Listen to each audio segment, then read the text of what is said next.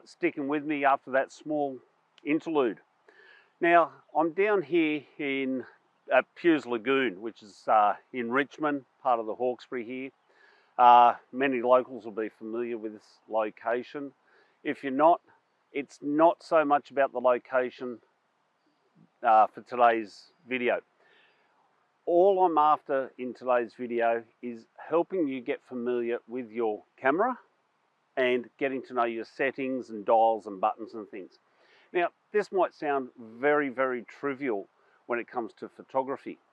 However, the more familiar you are with your camera, the better the photos will be, because you'll have the confidence in yourself and you'll have the confidence to change settings appropriate to the location or whatever you're shooting. So today's exercise is not about the location. At the moment, as you can see, it's not quite high noon, but it's very high sky, high sun at the moment, harsh shadows. The view, it's not the greatest of views here at Pewes Lagoon. I have shot better scenery here, but it's the exercise and the practical experience that you're going to gain. So let's start off with what we're after for this exercise. We're after a location. As I say, I'm at Pewes Lagoon. That's irrelevant. We're just after something with a bit of depth to it, something away from us, a little bit of movement in the water. Nice light at the moment, to be honest. We're not after a dark, dank corner somewhere where we're playing with really high ISO and the likes. This will give us a really nice opportunity to experiment with our settings.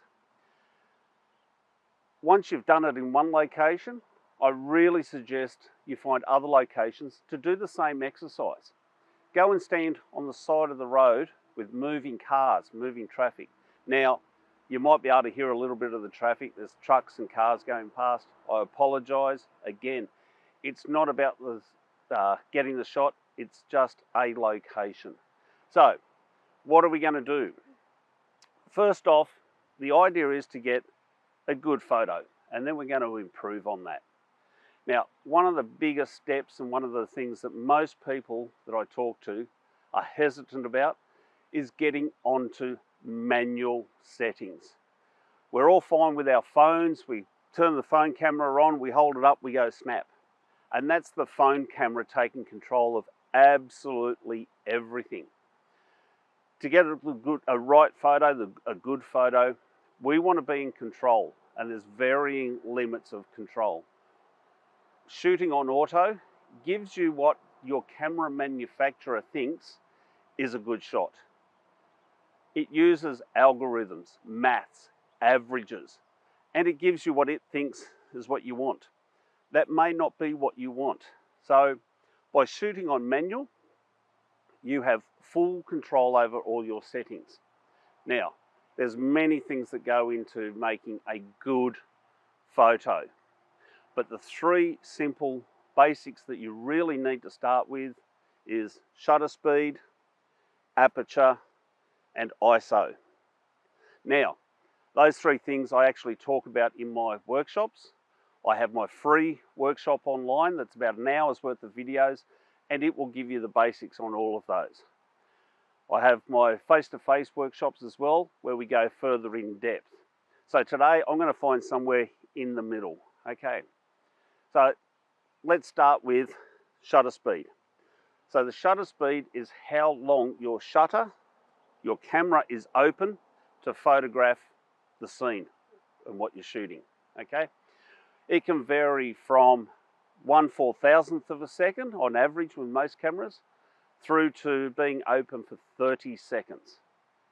So that allows a lot of movement or freezing the action, depending on which end of the scale you're at. We won't get much of a chance to do that today, but we will see how that shutter speed, how long the shutter is open for, as to how it affects the exposure or the brightness, darkness of the image at the end. Aperture, now it does very similar. The wider open your lens is, it lets more light in, and the smaller it is, the aperture, the less light that comes in. And again, it also has other effects and other implications. It also changes how much is in focus in your photo, whether a little bit is in focus or a large section is in focus. That's getting a little bit technical. Today we will see how changing the aperture affects the exposure or the brightness, darkness of your image. Very similar to shutter, but it does it slightly different. The third thing that we need to know is ISO. Now the ISO is how sensitive your camera is to light. So the lower that number, and every camera is different, but the lower that number, the less sensitive your camera is to light. The higher the number, the more sensitive it is to light. So it's going to capture more light with a high ISO than it will with a low ISO. Again, there's other issues with it. A higher ISO introduces noise, grain into your photos and can help deteriorate your image. Generally, the lower ISO, the better, the less noise. Overall, the ISO will affect, again, the brightness or the darkness or the overall exposure of your photo. Now, that's what we're aiming for, balancing all three components to give you the right exposed image. Okay. Now, to put all of those together, we use what we call the exposure triangle. And it's each side is one of those three items, one of those three variables in photography. What we're after is not an equilateral triangle. We are not after it perfectly balanced. What we're after is those three components meeting up in a nice triangle.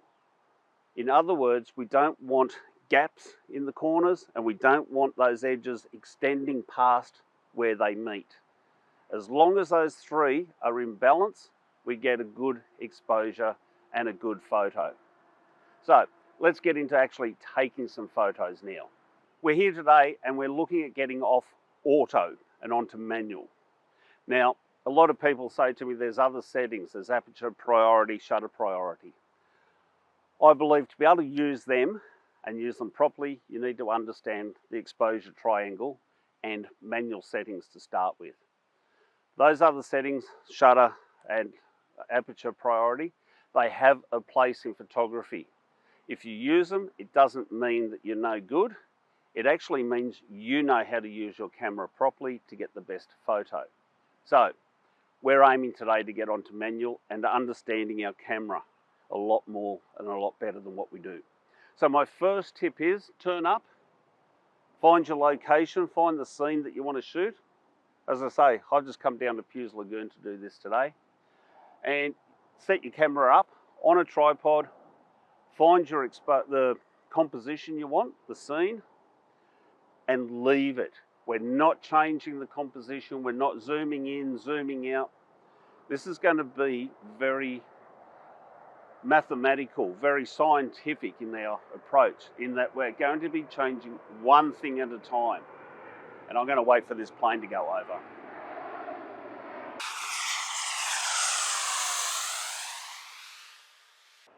Right, we're back after that little interlude. I really hope he's not doing touch and goes out of Richmond Air Base, because every 5 minutes we're going to be interrupted. Okay, so the first step is put your camera on auto. Now this is where every camera is different. Every brand, every model within that brand has a different way of changing these settings. And you need to do that little bit of research yourself. I can't teach you that for every camera. It's different between all the different cameras I use. So anyway, put it on auto, set your composition, get your focus, and take a photo. Okay? That's our first photo, and that's what auto gives us. Now, here we go, getting onto manual. And again, you need to know your camera and how to do it. What we're going to do, and here I go, putting my old man glasses on so I can actually see, is we're going to review our image taken on auto. And when I say review, I'm actually looking for the settings the camera used. Okay, now this is all on auto, and it used, and I go back to it, and I'll show you this. It had an ISO of 200. Don't get bogged down in what the numbers actually really mean too much at this stage, but it had an ISO of 200. It had a shutter speed of 1/160th of a second, okay? And our aperture is 6.3. Now, these figures may not mean much to you, to be honest, and that's fine. There's no problem in you not actually understanding. What we want is to remember those numbers. So ISO 200, shutter speed was 1/160th of a second, and our aperture is 6.3, right? So now, what we're going to do is now flick our camera over to manual. And those settings we're going to put into the camera and take another photo, okay? Again, this is where you understanding your camera model, using your user guide manual to figure out how to put those settings in. Every camera is different, so I'm going to put those in now. 1/160th. My aperture is 6.3, and my ISO is 200.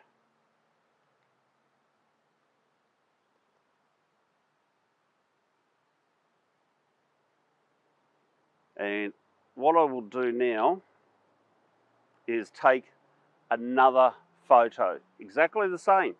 You see, I have not changed my composition, and I'll take another photo. Okay, so now we have two photos, one on auto, one on manual. And what we want to do is actually compare those photos. So if we go back into the live screen, and I'll put these photos up on the video, and we have a look, and you have a look at the two photos, and you will see they should be pretty much identical. Now, one may be slightly lighter or darker than the other, and that's because this light will change, unfortunately. Even between the few minutes between taking those shots, it will change. But that's not so critical for now. Now the experiment really starts, okay? We're now in manual mode. We have now dialed in the settings that the camera said on auto gets the perfect photo. So what we're going to do now is we're going to change those settings. Now, if you can cast your mind back to school science, where you learn experimentation in science, you learn to change one thing at a time. I fell into the trap of, I would take a photo and I go, oh, it's too bright, too bright. I would change my ISO, bump it right down. I would increase my shutter speed, and I would increase my aperture. And next thing, I'm taking a really dark shot. Or I would up the ISO, speed up the shutter speed, and decrease my aperture, and it'll be really badly bright, too bright, but nothing much was in focus. Only a little bit would be in focus because I didn't understand how one setting affects the other. So what we're going to do is change one at a time. And it really is aircraft peak hour now. So we have our settings. The first setting I'm going to change in this is actually my shutter speed. Now, if you remember, we were shooting at 1/160th of a second. So I go back into my settings, and this time we don't want big leaps and bounds. We're not going for a major impact change. So I'm going to go from 1/160th of a second up to 1/250th of a second. Again, I have not changed my composition. My camera hasn't moved, my tripod hasn't moved. The only thing that's changed is my shutter speed. And we take a photo. Photo. Then we go back and review it. And if you have a look, you'll hopefully see on this a slight difference. Because the shutter is open 1/250th of a second now, as opposed to 1/160th, the shutter's open less time. It's allowed less light to come in to the camera. So we would expect to have a slightly darker image. And that's what I've got. Again, these will be put up on the video for you to see as I'm talking. So now let's do that again. This time we will go in. I'm still only changing my shutter speed, and I am going up to 1/500th of a second. Again, take a photo. Review it on the back of screen. You can do this on a computer back home, but if you can do it on the screen as you are shooting, you will get real first-hand experience. So when I do that, at 1/500th, it's a lot darker again.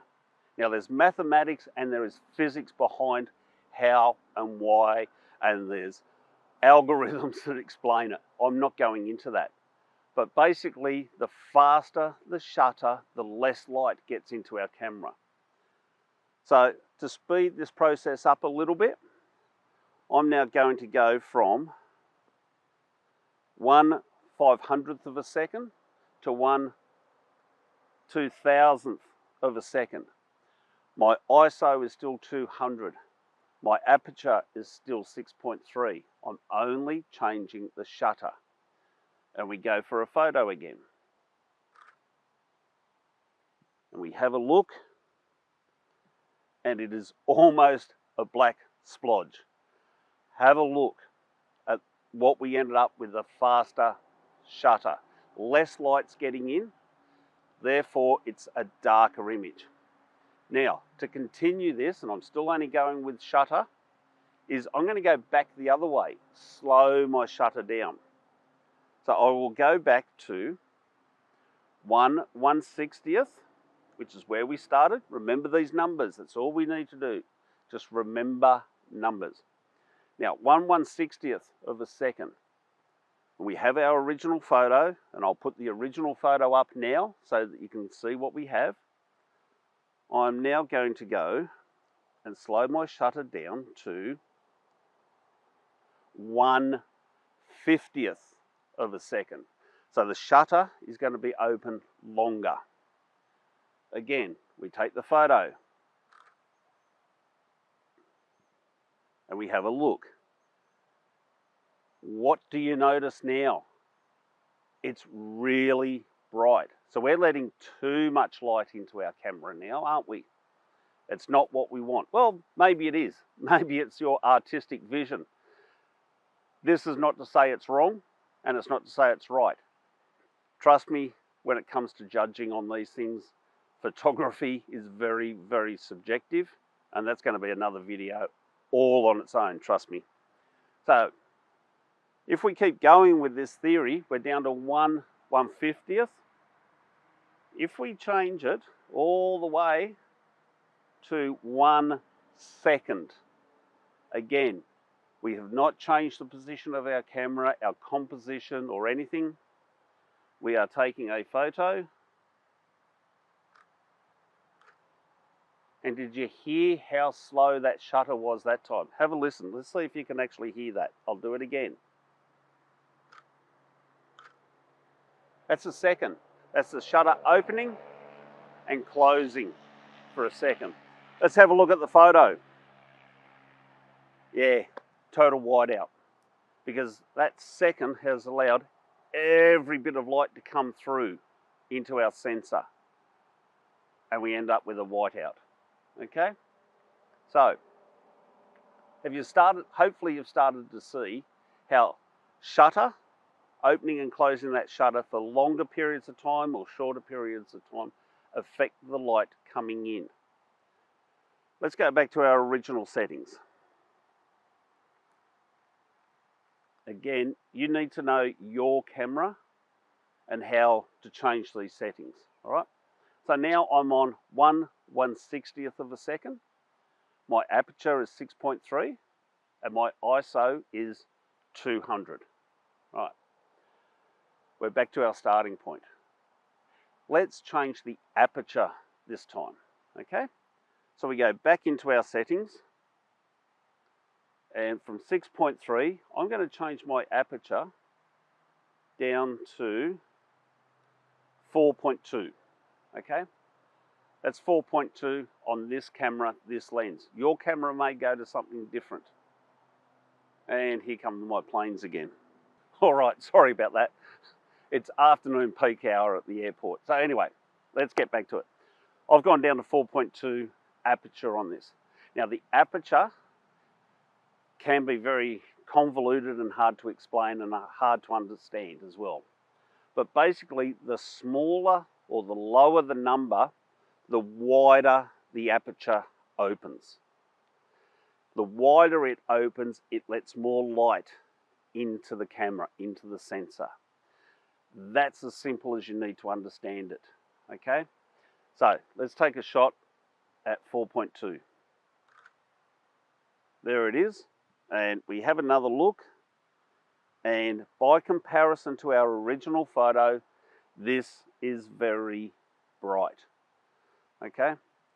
Let's go the other way. Let's change and make our aperture a larger number. So let's go up to, I'll go to f11, okay? So f11 now is starting to narrow the aperture, the opening to our camera. Take a photo. I think I may have taken 2 in that, but it doesn't matter. Let's have a look and compare. It's a darker image. Let's go one more. This is all about experimentation and seeing what happens with our cameras. So now I'm going up to f29. Okay? Again, don't get bogged down on too much about those numbers. Shutter speed, 1/160th. ISO, still at 200. I have not touched ISO yet. Aperture, 29. Let's take a photo.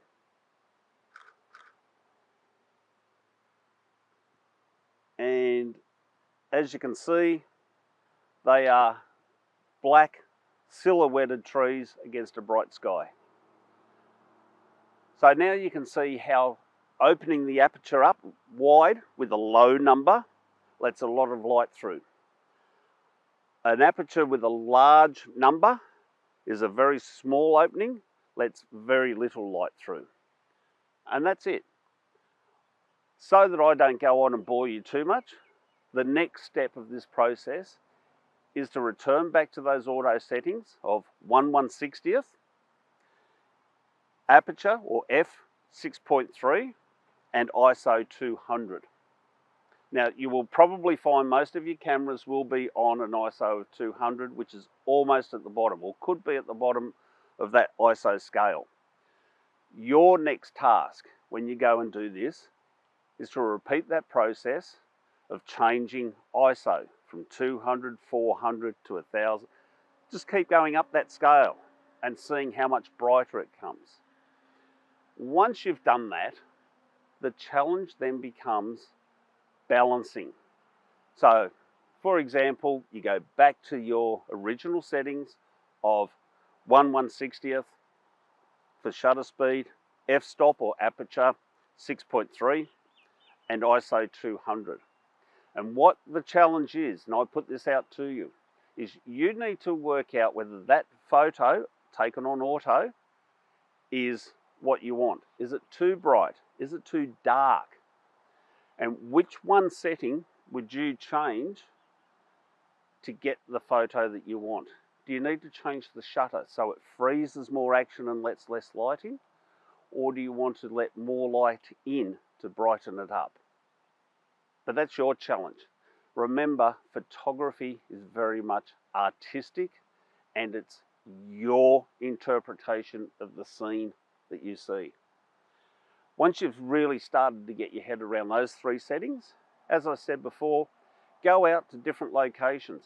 Go and take photos on the side of a road. Go out at night, go out at dusk, dawn, all different times of day and night. Now, once you start to master this, it doesn't stop there. I went out for a shoot the other day and I got to a location. It wasn't overly, encouraging. Wasn't much inspiration. But I stood there and I went through pretty much this exact exercise to see what I could capture, to see what, using my camera, what interpretation of the scene I could get. And I was actually quite happy in the end, considering it wasn't an overly inspiring location. But by changing the settings, I got what I was after. So hopefully you've got something out of that. Hopefully you've got a little bit of confidence to get onto manual and get the photo you want, not the photo your camera company thinks you want. So on that, thanks for joining me for today. Really appreciate it. If you've got questions, the comments are down below. As always, please feel free to ask me any questions you have on this. Hopefully I've explained it nice and clear to you. If you're a local and you want to do this exercise and have somebody with a little bit of guidance over your shoulder, feel free to message me. I'm more than happy to come out and help any photographers. Even if you're not necessarily local, send me a message. You never know where I pop up. I'm all over the place. I'm more than happy to come out and spend a bit of time with photographers that want to learn and are open. On that, I've got to give the plugs. My photography workshop courses will be online soon. I'm updating those. They're always changing. I'm always updating and putting new courses on. So keep an eye on the website for that and the socials.